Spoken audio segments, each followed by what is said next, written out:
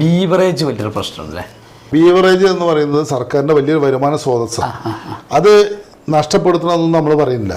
പക്ഷേ കള്ള് കുടിക്കേണ്ടവൻ, കള്ള് ആവശ്യമുള്ളവൻ, മദ്യം ആവശ്യമുള്ള ആള്, മദ്യം കഴിക്കാൻ ആഗ്രഹിക്കുന്ന ആള്, അത് എവിടെ കൊണ്ടുപോയി വെച്ചാലും അയാൾ പോയി വാങ്ങും, അത് കഴിക്കും. അല്ലേ? അപ്പൊ ഇത് റേഷൻ കടയല്ലല്ലോ.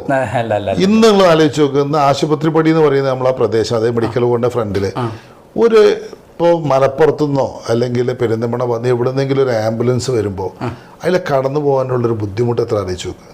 കാരണം അവിടെ ഒരു ഓട്ടോ സ്റ്റാൻഡ് ഇല്ല, കാരണം അതിനുള്ള വീതി അവിടെ അല്ല റോഡ്.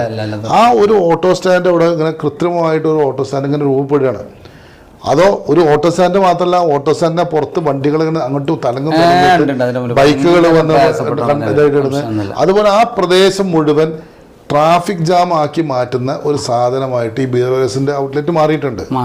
ഒരു സംശയം വേണ്ട, ഞാനിപ്പോ ഒരു ആധികാരികമായിട്ട് പറയാണ്, അത് മാറ്റാൻ ഒരു മാസത്തിനുള്ളത് മാറ്റാൻ സർക്കാർ തയ്യാറായിട്ട് ശക്തമായ സമരമായിട്ട് പൊതുജനങ്ങളെ സംഘടിപ്പിച്ചുകൊണ്ട്, എല്ലാ സംഘടനകളും പങ്കെടുപ്പിച്ചുകൊണ്ട് സമരമായിട്ട് ഞങ്ങൾ മുന്നോട്ട് വരും.